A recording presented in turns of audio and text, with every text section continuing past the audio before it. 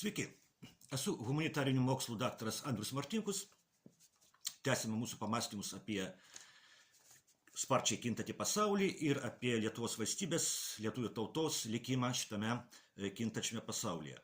Dėkoju už jūsų rėmimą, dėkoju už jūsų komentarus, už jūsų patiktukus. Ir kągi, vėl esame valstybinės šventės išvakarėse. Liepos 6, karaliaus Mindaugo karūnavimo diena, valstybės diena. Primenu, kad mes turime 3 dienas metuose, kai minime Lietuvos valstybingumo virsmus, Lietuvos valstybingumo transformacijas. Tai yra Liepos 6, Lietuvos valstybės įkūrimas 1253 metais, vasario 16 yra Lietuvos valstybės atkūrimo diena 1918 metais, kovo 11 yra Lietuvos nepriklausomybės atkūrimas 1990 metais. Ir šiandien yra puikia proga susijęti senus laikus su dabartinė Lietuvos politinė realybė. Einu iš karto prie esmės. Lietuvoje egzistuoja nuomonė, kad vienas iš buvusių kandidatų į Lietuvos Respublikos prezidentus, būtent Eduardas Vaitkus, išdavė tuos žmonės, kurie už jį balsavo. Neminėsiu pavardžių, kas atstovauja šitai nuomoniai, kas domisi, tas žino. Na ir argumentacija pagrindinė yra ta, kad Vaitkus bando patekti į Seimą su tais, kurie yra už NATO.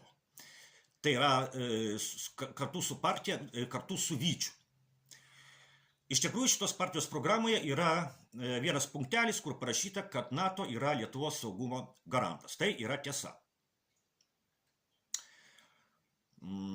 Bet aš nemanau, kad Vaitkus išdavė ką nors. Na, visų pirma, Vaitkus pagrindinė mintis, Vaitkus pagrindinė idėja tikrai nėra tai, kad būti prieš NATO.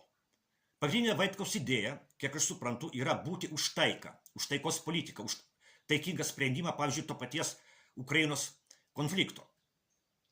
Ar čia būtina išstoti iš NATO,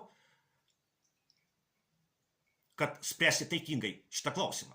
Pažiūrėkime į Viktorą Orbaną. Viktoras Orbanas vadovauja valstybei, kur yra NATO narė. Vengrijai. Kur jis yra šiandien? Būtent šiandien, Liepos 5 dieną. Viktoras Orbanas yra Maskvoje.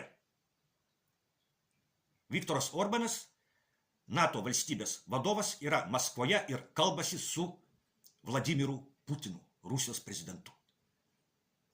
Tai kur čia prieštaravimas? Ne, čia jo vien dėl šito aš nemanau, kad Vaitkus ką nors išdavė, bet kągi visą tai turi bendro su karaliumi Mindaugu.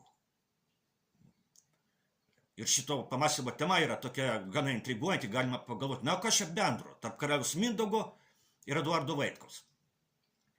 O bendra yra tai, kad Lietuvoje egzistuoja nuomonė, jog karalius Mindaugas buvo tiesiog niekšas, žudikas ir išdavikas. Ir tai didelė dalimi tiesa. Mindaugas iš tikrųjų buvo žiaurus valdovas. Galima sakyti, buvo žudikas ir išdavikas. Nužudė daug savo aplinkos žmonių, savo giminių. Išdavė, galima sakyti, kad išdavė senai lietuvių tikėjimą, priimdamas krikščionybę, o po to išdavė ir krikščionybę, atsimesdamas nuo krikščionybės. Na ir galų gale buvo pats nužudytas kartu su savo žmona ir sūnumis. Bet ar Mindaugas buvo didesnis niekšas, žudikas ir išdavikas už kitus savo kolegas Europoje? Kolegas tai už kitus karalius Europos tuo metu, už kitus kunigaikščius tuo metu.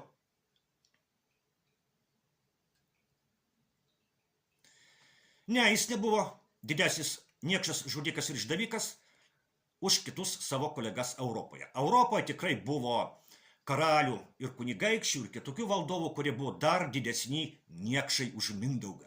Dar didesni žudikai, dar didesni išdavikai.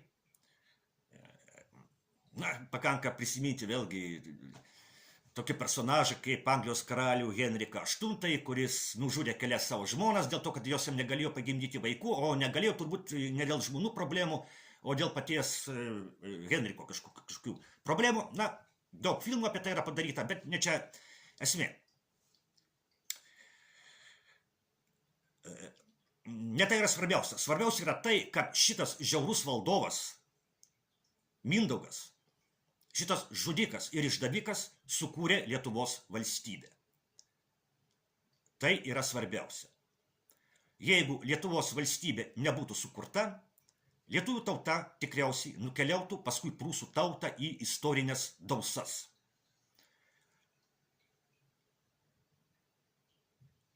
Ir turbūt, kad Latvių ir Estų tautos irgi nukeliautų į istorinės dausas, nes jeigu nebūtų Lietuvos valstybės, tuomet būtų tiesioginis susisiekimas tarp dviejų vokiečių ordino atšakų, tarp Teutonų ordino Prūsijoje ir Livonijos ordino Latvijoje ir Estijoje, būtų tiesioginis susisiekimas sausuma ir kolonizacija vyktų sparčiau ir labai didelė tikimybė, kad visas rytų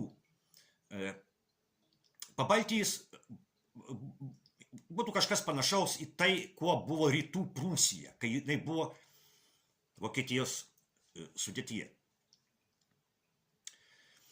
Panašiai yra ir su kitais dviem labai svarbiais Lietuvos valdovais, panašiai yra ir su Vytautu Didžiuoju ir jo pusbroliu Jogaila. Priminsiu, kad Lenkijos karalius Jogaila buvo didžiojo Lietuvos kunigaikščio Algirdo sūnus, o Vytautas buvo didžiojo Lietuvos kunigaikščio Kęstučio sūnus. Algirdas ir Kęstutis buvo broliai, na, atitinkamai Jogaila ir Vytautas buvo pusbroliai.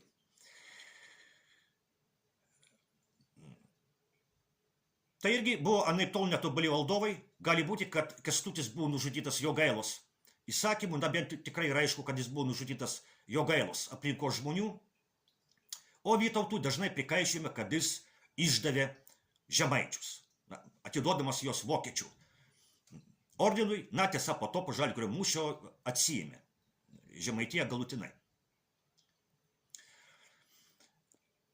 Taigi būtent Jogaila ir Vytautas vadovavo kariuomeniai, kuri 1410 metų Liepos 15 dieną prie Žalgirio sutriuškino vokiečių ordino kariuomenę, kryžiuočių kariuomenę. Ir Žalgirio mūšis padarė galą vokiečių ordino agresijai prieš Lietuvą. Baigėsi karas, kurį buvo priverstos kariauti net kelios lietuvių kartos. 500 metų po Žalgirio mūšio vokiečiai nekėlė kojos į Lietuvą. Tai truko iki pat pirmojo pasaulinio karo, ir antrojo pasaulinio karo, 500 metų. Na, dabar Lietuvos valdžia džiaugiasi, kad ir dabar Lietuvoje atsiranda vokiečių kariai, jau kaip NATO brigada. Dabar apie Eduardą Vaitkų. Didžiausias Vaitkaus nuopelnas yra tas, kad jis atnešė į Lietuvos politiką tokias radikalias idėjas, kurios sukėlė politinį žemės drebėjimą Lietuvoje. Ir panašiai kaip karaliaus Mindaugo nuodėmės negali sumenkinti Lietuvos valstybės įkūrimo svarbos, taip ir kai kurie Vaitkaus žodžiai ir veiksmai negali sumenkinti jo atneštų idėjų svarbos.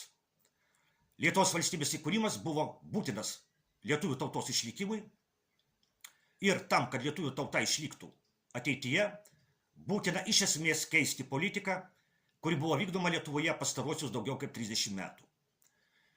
Būtent tam kardinaliam Lietuvos politikos keitimui ir kviečia Eduardas Vaitkus. Niekas iki šiol per 30 metų nieko panašaus nebuvo pasakęs. Vaitkus kviečia tokiai politikai, kuri tarnautų nacionaliniams Lietuvos interesams, o ne globalistiniams vakarų jėgoms. Jis kviečia taikos politikai, nes taika yra Lietuvos nacionalinis interesas. O pasiekti taiką galima diplomatinėmis priemonėmis, be karo, o ne nugalėjus Rusiją mūšio lauke, kaip teigia Lietuvą valdantieji, kurie tarnauja globalistų karo partijai. Vaitkus iš esmės kviečia grįžti prie Stasio Šalkauskio pagrindinės minties, kad tik išlaikydama pusiausvyrą tarp rytų ir vakarų, Lietuva gali sėkmingai vystytis. Nes tai, kaip Lietuva vystosi po 1990 m. kovo 11-osios, yra judėjimas Lietuvos išnykimo link. Tam, kad pakeisti šitą tendenciją, reikia iš esmės keisti, kardinaliai keisti Lietuvos politiką, atsisakyti rusofobijos, balansuoti tarp rytų ir vakarų,